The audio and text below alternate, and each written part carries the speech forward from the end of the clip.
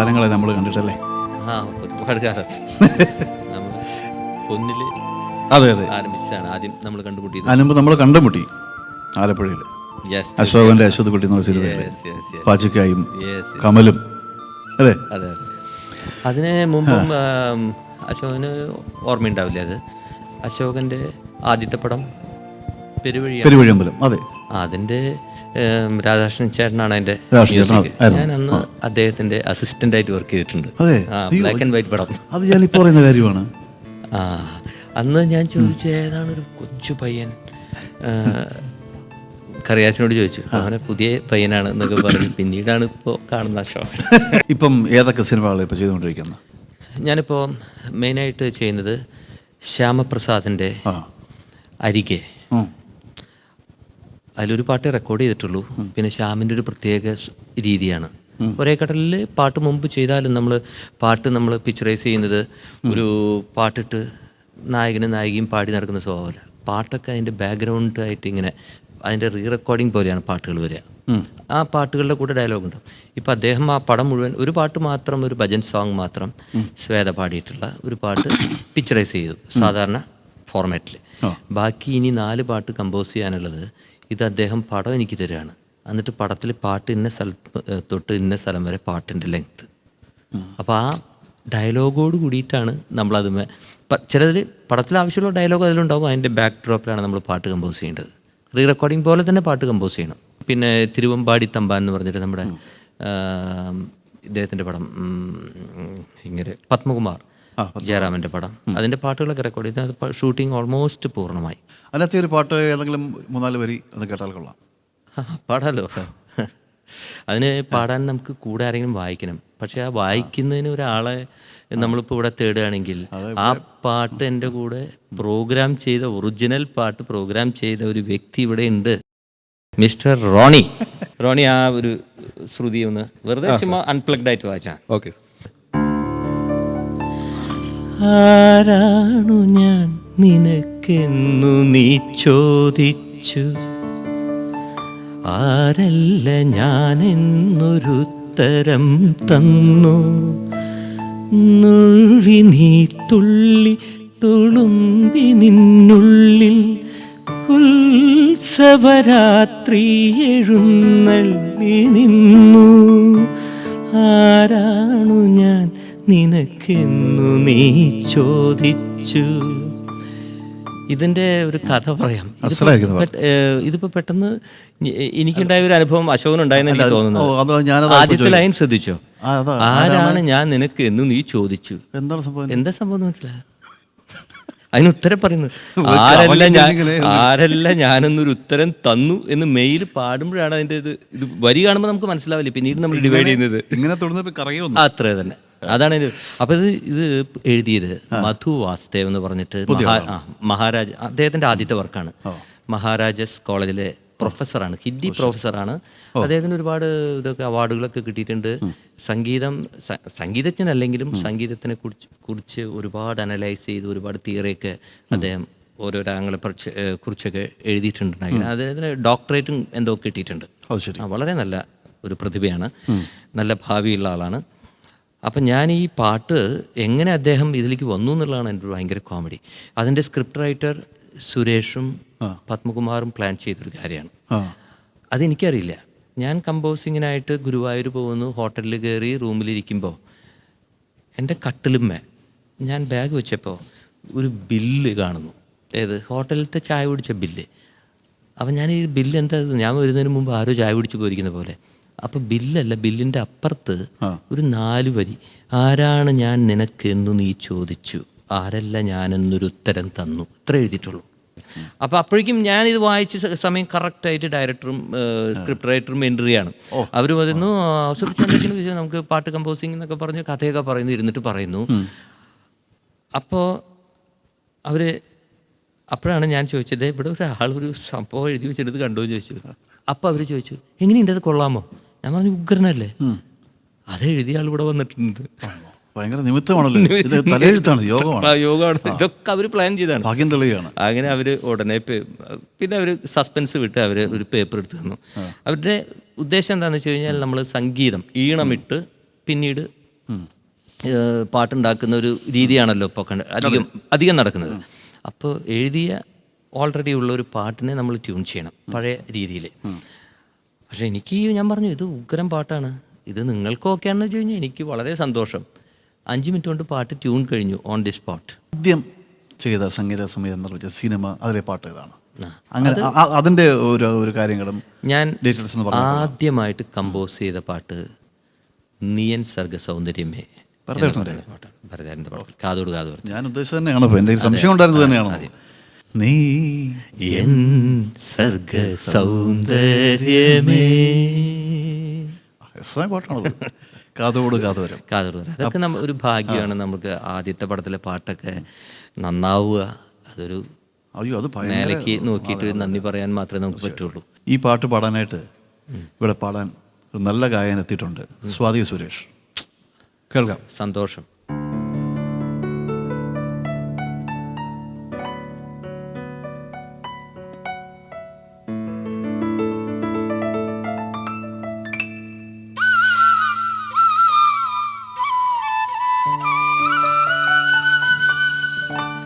നീ എൻ സർഗ സൗന്ദര്യമേ, നീ എൻ സത്യ സംഗീതമേ, നിന്റെ സങ്കീർത്തനം സങ്കീർത്തനം ഓരോ ഈണങ്ങളിൽ പാടുവാൻ നീ തീർത്ത മൺവീണ ഞാൻ, നീ എൻ സർഗ സൗന്ദര്യമേ.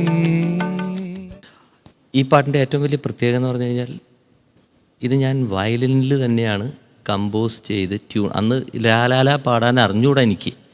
ലാ ലാ എന്ന് അത് വരിയില്ലാണ്ട് എങ്ങനെ പാടും? ONV കുറുപ്പ് സാർ എഴുതിയെന്ന് പറയുമ്പോൾ തന്നെ സ്വാഭാവികമായിട്ട് ടെൻഷൻ ഉണ്ടാവുമല്ലോ ആദ്യം ചെയ്യുമ്പോൾ. അത് സാധാരണ ഉണ്ടാകേണ്ടതാണ്, പക്ഷെ എനിക്ക് ഉണ്ടായില്ല. കാരണം എന്താണ്? ഞാൻ ഈ സംഗീത സംവിധാനം ഒന്നും ഉദ്ദേശിച്ച് നടന്നിരുന്ന ആളല്ല. എനിക്ക് യാതൊരു ടെൻഷനും ഇല്ല. കാരണം എന്നെയൊക്കെ പറഞ്ഞ് പാട്ട് ചെയ്യാനൊന്നും ഇങ്ങോട്ട് വിളിച്ചിട്ടൊക്കെ പോകുന്നതാണ്. നമ്മൾ അതിനു വേണ്ടി തേടി പോയിട്ടൊന്നുമില്ല. എനിക്കൊരു വയലിനിസ്റ്റ്, അത് ഇൻ്റർനാഷണൽ ലെവലിൽ പോകണം എന്ന് ആഗ്രഹിച്ചുകൊണ്ട് ഒരുപാട് അതിനുവേണ്ടി പ്രയത്നിച്ച വ്യക്തിയാണ്. പക്ഷേ ഈ പറയുന്ന നിമിത്തങ്ങളിലൊന്നാണ് എങ്ങനെ അച്ഛനാവാൻ പഠിക്കാൻ പോയി, അതിനുശേഷം വയലിനിസ്റ്റായി, പിന്നെ അത് വിട്ട് ഇപ്പോൾ മ്യൂസിക് ഡയറക്ടർ ആവുന്നു. ഇതൊക്കെ ഓരോ നിമിത്തങ്ങളാണ്, നമ്മളല്ല അത് നടത്തപ്പെടുന്നതാണ്. ഈ ഇൻ്റർനാഷണൽ ലെവലിലെ കാര്യം പറഞ്ഞല്ലോ, ഓസ്കാർ നോമിനേഷനല്ല, അത് ഓസ്കാർ നോമിനേഷനിലേക്ക് ഷോർട്ട് ലിസ്റ്റ് ചെയ്തു. അതായത് ഔട്ട് ഓഫ് എത്രയോ ആയിരക്കണക്കിന് പാട്ടുകളിൽ ഒരു 39 പാട്ടുകൾ സെലക്ട് ചെയ്തു. അതിലൊരു 3 പാട്ട് എൻ്റെ ഡാം ട്രിപ്പിൾ നൈനിൽ ഞാനും സോഹൻ എഴുതിയ വരികൾ, 2 ഇംഗ്ലീഷ് പാട്ടും 1 ഹിന്ദി പാട്ടും. അതേതൊക്കെയാ? ഒന്ന് ജസ്റ്റ് ഒന്ന് മോളാവും. मुझे छोड़ के क्यों गई, दिल तोड़ के क्यों चली, तू है कहाँ कभी, तू है कहाँ, रहेगा रहेगा मगर तू जहाँ रहेगा वहाँ दिल मेरा, और एक बार मिलेंगे क्या हम, बिछड़ा प्यार लौटेगा क्या, मुझे छोड़ के क्यों कली. ശ്രേയാ ഘോഷലും ഹരിഹരനും വളരെ മനോഹരമായിട്ട് പാടിയിട്ടുണ്ട്. ഇത് പിന്നെ ഉപയോഗിച്ചിരിക്കുന്ന ഇൻസ്ട്രുമെന്റ്സ് ഏതാണ്? ഇതില് നമ്മൾ തുടക്കത്തില് ഈ പാട്ട് കേട്ടാണല്ലോ, ഇതിന്റെ തുടക്കത്തില് ഈ ലൈവ് ഇൻസ്ട്രുമെന്റ്സ് ആണ് അധികവും ഇതിലെ പാട്ടില്. ഫ്ലൂട്ട്, പിന്നെ വയലിൻ, പിന്നെ പ്രത്യേകത ഒരു സ്റ്റാർട്ടിങ് ഇൻസ്ട്രുമെന്റ് എന്ന് പറഞ്ഞാൽ ഒരു 3-4 ഇൻസ്ട്രുമെന്റ് കൂടി ചേർന്നാണ്. അതായത് ബാൻജോ, മാൻഡലിൻ, യൂക്കലിൻ, പിന്നെ ലൂട്ട്. ഈ 4 ഇൻസ്ട്രുമെന്റും ചീനു എന്ന് പറഞ്ഞിട്ടൊരു പയ്യൻ അവിടെ മദ്രാസിൽ വായിക്കുന്ന വെരി ഗുഡ് മ്യൂസിഷ്യൻ അത് വായിച്ചാണ്. അതാണ് അതിൻ്റെ ആ ഒരു ലൈഫ്. ഭരതേട്ടൻ, Pachikka Fazil sir, Kamal, V K Prakash, ഇവരുമായിട്ട് എല്ലാവരും ഭയങ്കര കെമിസ്ട്രിയാണ് നിങ്ങൾ തമ്മിൽ. അത് ഡിപ്പെൻസ്. ഇത്രയും പേര് ബാക്കി പ്രിയദർശൻ ഉൾപ്പെടെ ഒരുപാട് പേര് ചെയ്തിട്ടുണ്ട് നമുക്കറിയാം. പക്ഷേ ഞാനതൊരു പക്ഷേ കൂടുതൽ ശ്രദ്ധിച്ചുകൊണ്ടോ ഞാൻ വർക്ക് ചെയ്തിട്ടുണ്ടോ എന്ന് എനിക്കറിയില്ല. പക്ഷേ ഇതൊരു ഭയങ്കര സംഭവം. ഇപ്പം ഈ ഭരതേട്ടൻ്റെ കൂടെയും കമലിൻ്റെ കൂടെ ആദ്യത്തെ പടം ഉണ്ണികളെ കഥ പറയാം. ഉണ്ണികളാ രസമായ പാട്ടുകളാണ്. അതേപോലെ വി കെ പ്രകാശിൻ്റെ കൂടെ മുല്ലവള്ളി തേന്മാവ്. താമര തൊട്ടു വിളിച്ചു. ഇത് ഡുവറ്റ് സോങ് ആണ്. നമുക്ക് ഈ പാട്ട് ഡുവറ്റ് സോങ് ആയിട്ട് ഇങ്ങനെ വേണമെങ്കിൽ ഒന്ന് കേൾക്കാം.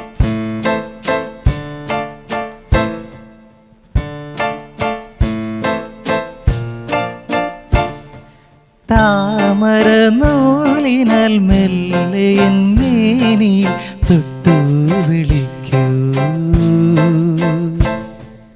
താഴിട്ടു പൂട്ടുമെൻ നെഞ്ചിലെ വാതിൽ മുട്ടി വിളിക്കൂ.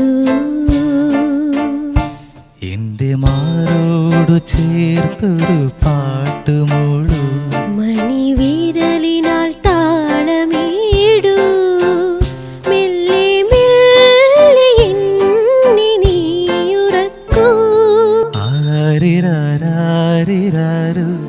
ആരാരു ആരിരാരാരിരാരു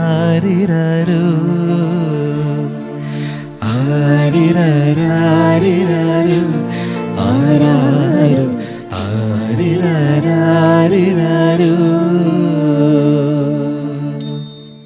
താരാട്ട് പാടി അങ്ങോട്ട് ഉറക്കി അല്ലേ? അതെ. അത് 2-3 പ്രാവശ്യം ഇനിയിപ്പോ ഉണർത്താൻ പാടാണ്.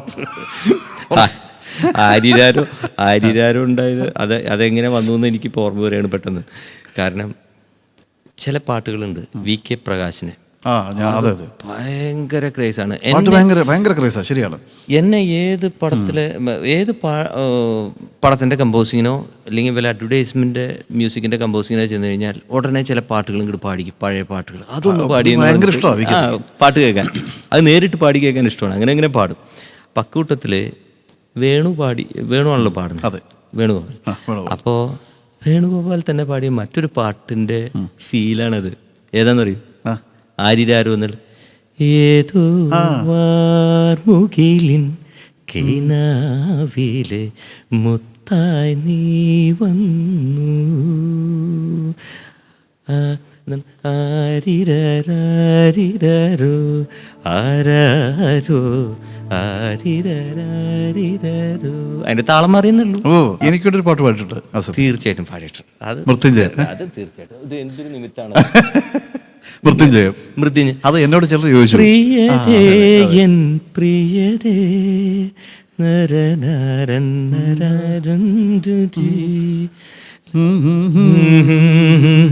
താരതീരര എൻ തരതരതാരി. എന്നോട് ചിലർ ചോദിച്ചത് ഞാൻ തന്നെ പാടിയാണ്. എന്നോട് ചോദിച്ചു. നല്ല ശബ്ദത്തിന് നല്ല സാമ്യമുണ്ട്. ഡബിങ് കഴിഞ്ഞിട്ട് പാട്ട് വരുമ്പോൾ അത് ഈ പറഞ്ഞ പോലെ അന്ന് അതിനൊരു സാഹചര്യം ഉണ്ടായെന്ന് വെച്ചാൽ പോൾ ബാബു ഡയറക്ടർ. അന്ന് വലിയൊരു സാഹചര്യം എനിക്ക് കിട്ടിയത്. അതേപോലെ ഇപ്പൊ സാഹചര്യം ഉണ്ടാവണില്ല എന്നാണ് ഞാൻ പറഞ്ഞു വരുന്നത്. അന്ന് ഞാൻ ഈ പാട്ട് ട്രാക്ക് പാടിയപ്പോൾ എല്ലാവരും പറഞ്ഞു നന്നായിട്ടുണ്ട് ആസ് യൂഷ്വൽ. എൻ്റെ ആദ്യ പടം മുതലേ അത് പറഞ്ഞു കേൾക്കുന്നുണ്ട്. പക്ഷെ ഇവിടെ എനിക്ക് തുണയായിട്ട് വന്നത് കാശ് കൊടുക്കണ്ടല്ലോ പാട്ടുകാരന്. ഞാൻ പാടി പോൾ ബാബു എനിക്ക് 100 രൂപ തന്നു പാടിയതിന്. അതന്നെ അതിന്റെ ഗായകൻ 100 രൂപ എനിക്ക് തന്നു ഐശ്വര്യമായിട്ട്. അതാണ് എന്നോട് പോൾ ബാബു പറഞ്ഞറിയോ ഈ പാട്ട്? ഞാൻ പറഞ്ഞു ഇത് ആരാ പാടി ചോദിച്ചപ്പോൾ അത് മ്യൂസിക് ഔസേപ്പച്ചന്ദ്രനാ പാടിയത്. അപ്പം ഞാൻ എന്താ പുള്ളി പാട്ട് ഒരു ചേഞ്ച് ആയിക്കോട്ടെ, ഒരു പുതിയ ആള് എന്നുള്ളതിൽ ചേഞ്ച്. എന്നോട് പറഞ്ഞു നിങ്ങളുടെ ശബ്ദമായിട്ട് സാമ്യമുണ്ട്. ഞാൻ ഈ പൈസയുടെ കാര്യക്ക് തമാശ പറഞ്ഞാണ്. അദ്ദേഹം അത് എന്റെ ശബ്ദം അതിന് മതിയെന്ന് തീരുമാനിച്ചു. എനിക്കെപ്പോഴും സന്തോഷിക്കാവുന്ന കാര്യമാണത് സംഭവം. എനിക്ക് നല്ല ഓർമ്മയുണ്ട്. നമ്മൾ മാനത്തെ തട്ടാന്റെ മണിമാല അത് ഞാൻ മാറത്ത് ഞാൻ അന്ന് അശോകനെ നന്നായിട്ട് പാടാൻ അറിയാവുന്ന അന്നാണ് ഞാൻ അന്ന് ഏതൊരു കാര്യത്തിന് വേണ്ടിയിട്ട് ആലപ്പുഴ വന്നപ്പോൾ വേറെ ഏതോ ഷൂട്ടിങ്ങിൽ ഇരിക്കുമ്പോൾ ഈ പാട്ട് അശോകൻ എന്നെ പാടി കേൾപ്പിച്ചു. ഭയങ്കര ഇഷ്ടമാണെന്ന് പറഞ്ഞിട്ട് അശോകൻ ഓർമ്മയുണ്ടാവില്ല. അശോകന്റെ സമയത്തായിരിക്കും. അതായിരിക്കും ആ സമയത്ത് വെരി മച്ച്. കമ്പോസ് ചെയ്യുന്നതിനെ കുറിച്ച് പറയുമ്പോഴേ ഇവരെല്ലാം ഈ ടീമിനെ കുറിച്ചെല്ലാം പറഞ്ഞു. ഇപ്പം ഭരതേട്ടൻ്റെ കൂടെ വാശിക, കമൽ, VKP ഇവരൊക്കെ പാട്ടിനോട് ഇഷ്ടമാണെങ്കിലും അവരൊക്കെ ഈ ഇന്ന ഓർക്കസ്ട്ര കാര്യങ്ങളൊക്കെ നമ്മൾ പറയും, മ്യൂസിക് ഡയറക്ടർ പറയുമ്പോൾ അവർ അത് കൊള്ളാം, അല്ലെങ്കിൽ അത് കറക്റ്റായിട്ട് അവർ പറയുമായിരുന്നു. കമ്മ്യൂണിക്കേറ്റ് തീർച്ചയായിട്ടും. അത് ഒരു മിനിമം ഒരു മൂഡ് പറഞ്ഞു കഴിഞ്ഞാൽ നമ്മൾ, കാരണം ഒരു പടത്തിലെ പാട്ടിൻ്റെ അതിൻ്റെ സീൻസ് ഡയറക്ടറുടെ മനസ്സിലാണ് ഇരിക്കുന്നത്. അതെ അതെ. ഞാൻ എന്തുണ്ടാക്കിയാലും കാര്യമില്ല, അദ്ദേഹം അത് വിഷ്വലൈസ് ചെയ്യുമ്പോഴാണല്ലോ അതിനൊരു ഫീൽ എന്താണെന്നുള്ളത് ജനങ്ങൾക്ക് മനസ്സിലാവുക. അതെ അതെ. അപ്പം അദ്ദേഹം എന്തൊക്കെയാണ്, നമ്മൾ എത്ര സംഗീതപരമായിട്ട് എത്ര നല്ല ബിജിഎമ്മോ എത്ര നല്ല ചേരുവകൾ ചേർത്തിട്ടും ഒരു കാര്യമില്ല. അദ്ദേഹത്തിന് പിക്ചറൈസ് ചെയ്യാൻ, അദ്ദേഹത്തിന് മനസ്സിൽ ഇവിടെ ട്രിഗർ ചെയ്യണം ഒരു ബിറ്റ് എന്ന് തോന്നിക്കഴിഞ്ഞ് കഴിഞ്ഞാൽ അത് പടം കാണുമ്പോൾ അറിയാം, അതേപോലെ ഇരിക്കണം. അതേപോലെ കമലിന്റെ പടത്തിലൊരു പാട്ടുണ്ട്, അത് ഓർക്കുന്നുണ്ടോ? അയ്യോ, ഞാൻ അത് എങ്ങനെ ഓർക്കാതിരിക്കാൻ പറ്റും? തണുപ്പത്ത് ഊട്ടിയില്ലേ, 13 മണിയല്ലേ? എനിക്ക് തോന്നുന്നു ഡിസംബർ ആ പാട്ട് ദാസേട്ടനേക്കാൾ കൂടുതൽ ഹിറ്റാക്കിയത് അശോകനാണ്. അല്ല, വേറൊന്നുമല്ല, ആ പാട്ട് അശോകൻ അത് ആ സീനിൽ പാടുന്നത് കണ്ടു കഴിഞ്ഞു കഴിഞ്ഞാൽ പാട്ടുകാരനേക്കാൾ കൂടുതൽ അശോകനെയാണ് ഓർമ്മ വരിക. ഭയങ്കര. അതിലൊരു ബിറ്റ് തുടങ്ങുന്നത് ടിങ് ടിങ് ടിങ് ടിങ് ടിങ്, ഇങ്ങനെ ഒരു പാട്ട് തുടങ്ങുമ്പോൾ നമ്മളൊരു മെലഡി, വളരെ മെലോഡിയസ് ആയിട്ടുള്ളൊരു പാട്ടിന് ടിങ് ടിങ് ടിങ് ടിങ് ടിങ് ടിങ് ടിങ് എന്ന് പറഞ്ഞൊരു ബിറ്റ് നമ്മൾ ഇട്ട് കഴിഞ്ഞാൽ സാധാരണ ആരും സമ്മതിക്കില്ല. എന്നൊക്കെ പറഞ്ഞിട്ടൊരു ഫ്ലൂട്ട് ബിറ്റോ അല്ലെങ്കിൽ ഒരു ഫ്ലൂട്ട് അതിലുണ്ട് എങ്കിലും അതിലൊരു എന്താ പറയുക, കീ സിഗ്നേച്ചർ പോലെ ഈ ഒരു ബിറ്റ്, അത് വേറെ ഒന്നുമില്ല. അത് ഡയറക്ടർ കമൽ അത് കേട്ടോ സൂപ്പർ ബെസ്റ്റ് ബിറ്റാണെന്ന് പറയുന്നതിന്റെ കാരണം അത് പടം കാണുമ്പോൾ അറിയാം. കാരണം ഈ അപ്പോ അവരുടെ താളം തെറ്റി കിടക്കുകയാണേ. അത് കമലിന് അതിന്റെ തിയറി ഒന്നും മനസ്സിലാക്കിയിട്ടില്ല, പക്ഷെ ഇത് താളം തെറ്റിയിട്ടാണ് വരുന്നതെന്ന് കമലിന് ഒരു സാധാരണ ലേമൻ എന്നുള്ള നിലയ്ക്ക്, അതായത് ടട്ടാന്ന് പറഞ്ഞ താളം കറക്റ്റ് പോയി കഴിഞ്ഞാൽ ഇത് ഇവരുടെ എല്ലാവരുടെയും താളം തെറ്റി കിടക്കുന്ന ആൾക്കാരാണ്. അപ്പൊ ടങ് ടിങ് ടിങ് അവിടെ ഇവിടെ സ്കാറ്റേഡ് ആണ്. അത് അശോകൻ നന്നായിട്ട് പാടുമല്ലോ. അയ്യോ, ഞാൻ നന്നായി പറഞ്ഞാൽ ഞാൻ ഒപ്പിച്ചല്ല, അത് നന്നായി പറഞ്ഞോണ്ടല്ല, ഒപ്പിച്ചല്ല, അശോകൻ നന്നായി പാടി കേൾക്കാനൊരു സുഖം. കാരണം അത് ഞാൻ പറഞ്ഞില്ലേ, അശോകൻ തന്നെയാണ് പാടണേന്ന് തോന്നുന്നു നമുക്ക് ആ വിഷ്വല് കണ്ടു കഴിഞ്ഞു കഴിഞ്ഞാൽ.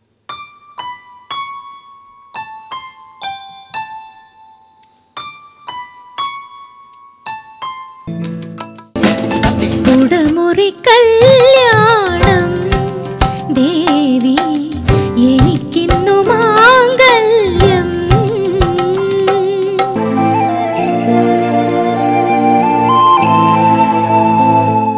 ഭരതേട്ടൻ പാട്ടിനോട് ഭയങ്കര ഇഷ്ടമുള്ള ഒരു ഭരതേട്ടൻ പാടും, സംഗീതം മനസ്സിലുണ്ട്. അതെ, മനസ്സിലുണ്ട്, ഒരു ധാരണയുണ്ട്. ഒരു പടത്തിലേക്ക് ഏത് ഭാവം, ഏത് രാഗം വരെ അദ്ദേഹം നിശ്ചയിച്ച് വെച്ചിട്ടുണ്ടാവും. പിന്നെ അധികവും പുള്ളിക്ക് ഇങ്ങനെ മധ്യമാവധി, ഹിന്ദോളം, അത്തരം രാഗങ്ങളോടാണ്. ആ രാഗത്തിന്റെ അതിനെക്കുറിച്ച് ആധികാരികമായിട്ട് പഠിച്ചിട്ടോ തിയറി ഒന്നും അറിയില്ല, പക്ഷെ മനസ്സിലാരാകുന്നുണ്ട്. എല്ലാ സിനിമകളിലും ആ രാഗങ്ങളുടെ ഒരു പാട്ട് വരും, അത് പുള്ളിയുടെ ബ്ലഡിൽ അലിഞ്ഞു ചേർന്നിരിക്കുക. ഇപ്പം ഞാൻ അക്കൂട്ടത്തിൽ മറ്റൊരു കാര്യം, ഞങ്ങൾ ഈ കാതോട് കാതോരൊക്കെ ഭയങ്കര സക്സസ് ആയി, അതിൻ്റെ സന്തോഷത്തിൽ കമ്പോസിങ് ഒരു ചേഞ്ച് വരുത്താം എന്ന് പറഞ്ഞിട്ട് അടുത്ത പടം ചിലമ്പ്. അപ്പോൾ ഭരതേട്ടനൊരു എന്താ പറയുക, നമ്മൾ ഈ കേളമ്പക്കം, ചെന്നൈയിൽ കേളമ്പക്കം ഒരുപാട് ദൂരെ ഒരു ഫാം ഹൗസ് ഒക്കെ ഉണ്ട്. അപ്പം അവിടെ പോയിട്ട് കാലത്ത് ഭരതേട്ടൻ തന്നെ ഒരു ഫിയറ്റ് കറുത്ത കാർ ഓടിച്ചിട്ട്, ഞാനപ്പോൾ ശാലിഗ്രാമ താമസം അവിടെ വന്നിട്ട് ഭരതേട്ടൻ്റെ കൂടെ ഞാൻ പോവാണ്. അപ്പോൾ കൂടെ അതന്നെ ഗിറ്റാർ വായിക്കുന്ന ജോണിയൊക്കെ ഉണ്ട്. അങ്ങനെ വിനോദയാത്ര പോലെ അവിടെ പോയിട്ട് കമ്പോസ് ചെയ്യാൻ നമ്മൾ നല്ല മൂഡാണ്. അവിടെ നല്ല സ്വിമ്മിങ് കുളമൊക്കെ ഉണ്ട്, സാധാരണ കുളം, ഫുൾ പച്ചപ്പാണ്. ഭരതേട്ടൻ തന്നെ നട്ടു വളർത്തിയ ഒരുപാട് കൃഷികൾ എല്ലാം ഉണ്ട്. അവിടെ പോയി കുളിക്കാന്ന് പറഞ്ഞ് ഇറങ്ങി. ഭയങ്കര മൂടാണ്. ഇതിലൊക്കെ ഇറങ്ങി നിന്നിട്ട് വെള്ളത്തിൽ നിന്നിട്ട് സംഗീതം അഭ്യസിക്കണം എന്നൊക്കെ പറഞ്ഞിട്ട് ഞാനും ആ ഒരു താല്പര്യത്തിൽ ഞാനും അങ്ങോട്ട് ചാടി വെള്ളത്തിൽ മുങ്ങി. പിന്നെ ഒരാഴ്ച കഴിഞ്ഞിട്ടേ കമ്പോസിങ് നടന്നുള്ളൂ. എനിക്ക് പനിയൊക്കെ വന്നു, ഇത് മറന്നു. പിന്നീട് ഭരതേട്ടൻ നമുക്ക് അറബിയിലൊന്ന് പിടിച്ചാലോ? ഒരാഴ്ച കഴിഞ്ഞിട്ട് അറബി ഞാൻ പറഞ്ഞു. അപ്പോൾ അറബി ഇതേപോലെ ഈ കൂട്ടത്തിലുള്ളവർ നമ്മുടെ നേറ്റീവ്, നമ്മുടെ മണ്ണിൻ്റെ മണമുള്ള രാഗങ്ങളാണ് ഇതൊക്കെ. അപ്പം അതിലാണ് അങ്ങനെ കുടമുറി കല്യാണം ചിലമ്പിലത്തെ പാട്ടാണ്.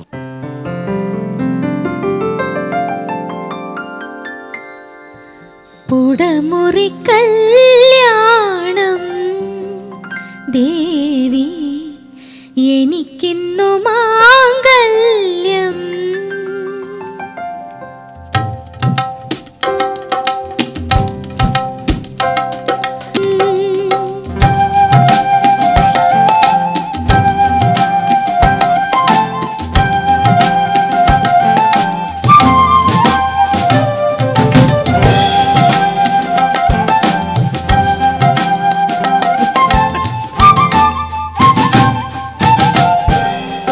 ആതിരരാവിൽ താലിയുമായി കുരവയിടാൻ കൂട്ടുകൂടി കുമ്മിയടിക്കാൻ കൂടെ വരില്ലേ ദേവി. നമ്മൾ ആ ഗ്രൂപ്പിൽ തന്നെ. അപ്പം പാച്ചിക്കാട് വേറൊരു സ്റ്റൈലാണ്. ഫാസിൽ സാറിൻ്റെ കമ്പോസിങ് എന്ന് പറയുന്നത് അത് ഒരു വലിയ ഒരു എന്താ പറയുക ഒരു യജ്ഞമാണ്. യജ്ഞം വേറെ ഒന്നും ഉണ്ടല്ല. ഇപ്പോൾ ആദ്യത്തെ അനീതിപ്രാവ് എന്ന് പറഞ്ഞത് ശരിക്കും പറഞ്ഞു കഴിഞ്ഞാൽ 2 ദിവസം കൊണ്ട് കമ്പോസിങ് കഴിഞ്ഞ് അത് ശരിക്കും പറഞ്ഞാൽ ഗിന്നസ് റെക്കോർഡാണ്. ഇത്രയും പാട്ടാണ് അത്.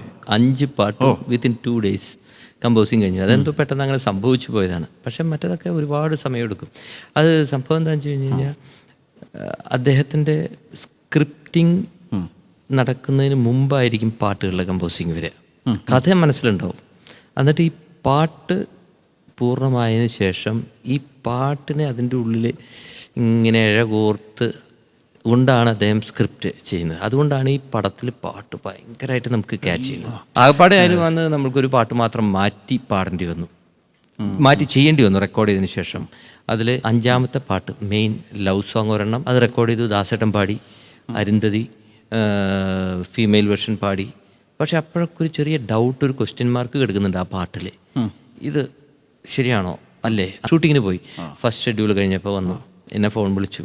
അപ്പോൾ ഒരു വിഷമം എൻ്റെ അടുത്ത് പറയാം. കാരണം നമ്മൾ ഒരു പണിയാണിത്. ഒരു പാട്ടുണ്ടാക്കി ഒരുപാട് കഴിഞ്ഞ് ബാക്ക്ഗ്രൗണ്ട്സൊക്കെ ഇട്ടിട്ട് റെക്കോർഡ് ചെയ്തതിന് ശേഷം വീണ്ടും അതിന് പകരം മറ്റൊരു പാട്ടെന്ന് പറയുമ്പോൾ നമ്മുടെ മനസ്സൊക്കെ ഒരു ക്രിയേറ്ററോട് പറയുന്ന വലിയ ക്രൂരമായിട്ടുള്ളൊരു കാര്യമാണത്. പക്ഷേ അതാണ് ആ പടത്തിൻ്റെ വിജയത്തിന് കാരണമായ ആ പാട്ട്. ഓ പ്രിയേ പ്രിയേ നിനക്കൊരു ഗാനം.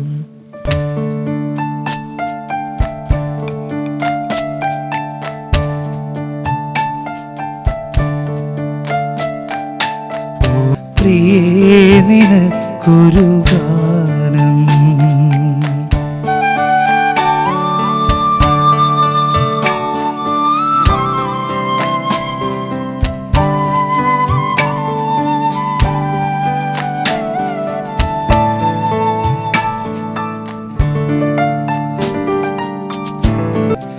പ്രിയേ നിനക്കൊരു ഗാനം. Very good. അങ്ങ് ഇതുപോലെ തന്നെ വൈദികനാകാൻ പഠിച്ചു. ഞാൻ പറഞ്ഞു കേട്ടതാണ്, സത്യമാണ്. പഠിച്ചിരുന്നു. പിന്നെ അത് കഴിഞ്ഞിട്ട് വയലിനിസ്റ്റായി, അങ്ങനെ സംഗീത സംവിധായകനായി. ഈ തലരെഴുത്തിനെ കുറിച്ച് ഞാൻ പറഞ്ഞാണ്. അതിൻ്റെ ഒരു സംഭവം എന്താണ്? അത് ഇതേപോലെ തന്നെയാണ് അശോക. അത് ഞാൻ വളരെ നല്ല ഉദ്ദേശത്തോടു കൂടി തന്നെയാണ് 70s വൈദിക പഠനത്തിന് പോകുന്നത്. പക്ഷേ ഞങ്ങളുടെ അധികാരി എന്നിൽ കണ്ട ഒരു പ്രത്യേകത എന്താണെന്ന് വെച്ച് കഴിഞ്ഞ് കഴിഞ്ഞാൽ, പള്ളിയിൽ പോകുന്ന സമയത്തും ബാക്കി പ്രാർത്ഥനയുടെ സമയത്തൊക്കെ ഞാൻ ആക്റ്റീവാണ്. ബാക്കി സമയം, കുളിക്കുന്ന സമയം പോലും സംഗീതമാണ്. ഈ വയലിൻ വായിച്ചുകൊണ്ടിരിക്കും.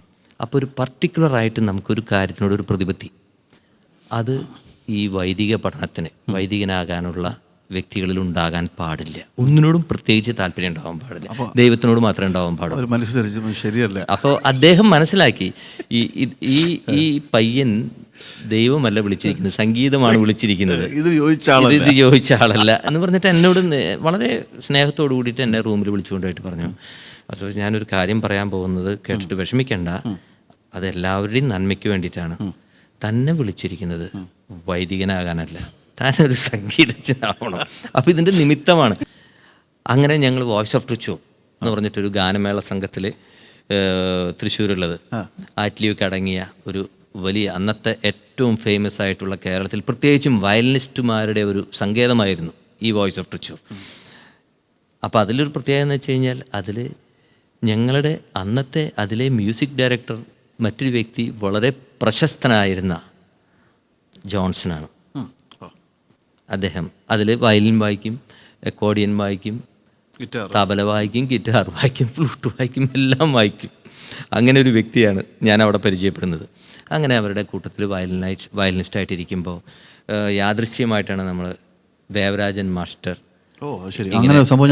ദേവരാജൻ മാഷെ പരിചയപ്പെടുന്നതും. ദേവരാജൻ മാഷെ അത് ശരിക്കും പറയുകയാണെന്ന് വെച്ച് കഴിഞ്ഞാൽ ഇന്ന് ഞാൻ ഈ സംഗീതത്തിൽ ജീവിക്കുന്നുണ്ടെങ്കിൽ പോലും സംഗീതം ഒരു ജീവിതമാർഗമായിട്ട് സ്വീകരിച്ചതിനും അതിൽ ജീവിക്കാനും സംഗീതം എപ്പോഴും അഭ്യസിക്കാനും ആസ്വദിക്കാനും പറ്റുന്ന ഒരു സാഹചര്യം ഉണ്ടായത് ദേവരാജൻ മാസ്റ്റർ ഒറ്റ ഉപദേശമാണ്. കാരണം അന്നത്തെ കാലത്ത് സംഗീതം കൊണ്ട് ജീവിക്കാൻ പറ്റില്ല. നമ്മുടെ വീട്ടുകാരൊക്കെ അതിനെ എതിർത്തതാണ്. കാരണം കലാകാരന്മാർ മൊത്തത്തിൽ അന്ന് പട്ടിണിയാണ്. അതുകൊണ്ട് നമുക്ക് ശരിക്കും പറഞ്ഞാൽ ഒരു കല്യാണം കഴിക്കാൻ ഒരു പെണ്ണിനെ പോലും കിട്ടില്ല എന്നായിരുന്നു എൻ്റെ അമ്മയുടെ എന്നോടുള്ള ഒരു ഈ വയലിൻ പഠിക്കേണ്ടെന്ന് എപ്പോഴും പറയുന്നതിൻ്റെ കാരണം. അപ്പം ഞാൻ പറഞ്ഞു എന്തിനത് കല്യാണം കഴിക്കണേ, ഞാൻ വയലിനും സംഗീതവും അതാണ് എൻ്റെ ഭാര്യയും മക്കളും അതാണ്, ഞാൻ അങ്ങനെ ധരിക്കുന്നുള്ളൂ എന്നൊക്കെ വലിയ വീരവാദമൊക്കെ മുഴക്കിയെന്ന്. പക്ഷേ അങ്ങനെ ഇരിക്കുമ്പോൾ ഇത് എന്തായാലും ഉപേക്ഷിക്കേണ്ടി വരും എന്നുള്ള വിഷമത്തിലിരിക്കുമ്പോഴാണ് ദേവരാജൻ മാഷ് വിളിക്കുന്നത്. ഇങ്ങനെ നിങ്ങളിപ്പോൾ ഇതൊക്കെ പഠിച്ചിട്ട് കോളേജിലും പഠിക്കുന്നുണ്ട്, സംഗീതം ഇവിടെയും വായിക്കുന്നുണ്ട്. കോളേജ് പഠനം കഴിയുമ്പോൾ നേരെ പ്രത്യേകിച്ച് തൃശ്ശൂർക്കാർ ഏതെങ്കിലും ഒരു ബാങ്കിൽ, കാത്തലിക് സിറിയൻ ബാങ്കോ സൗത്ത് ഇന്ത്യൻ ബാങ്കിലോ ഉറപ്പാണ് ജോലി. കിട്ടിക്കഴിഞ്ഞ് കഴിഞ്ഞാൽ ഇത് അവിടെ കഴിഞ്ഞു. അപ്പോൾ ഇത് മാഷ് പറയുന്നതാണ് കേട്ടോ. അതിന് പകരം നിങ്ങൾ മദ്രാസിൽ വരികയാണെങ്കിൽ അതിനേക്കാൾ നല്ല ജീവിത മാർഗം അവിടെ നിങ്ങൾക്ക് കിട്ടും എന്ന് വെച്ച് കഴിഞ്ഞാൽ സംഗീതം ഉപേക്ഷിക്കേണ്ട. അതിങ്ങനെ കിടന്നു. അങ്ങനെ ഒരു സാഹചര്യത്തിൽ നമ്മൾ വീട് ആരോടും പറയാണ്ട് ഒളിച്ചോടി മദ്രാസിലേക്ക് പോവുകയാണ് ചെയ്തത്. വളരെ മനോഹരമായിരുന്നു അങ്ങയുടെ സാന്നിധ്യം. പാട്ടും കമ്പോസ് ചെയ്ത പാട്ടുകളൊക്കെ വളരെ വളരെ ഗംഭീരം. ഞങ്ങൾ ഒരിക്കൽ കൂടി നമുക്കെല്ലാം അത് ഓർക്കാൻ സാധിച്ചു.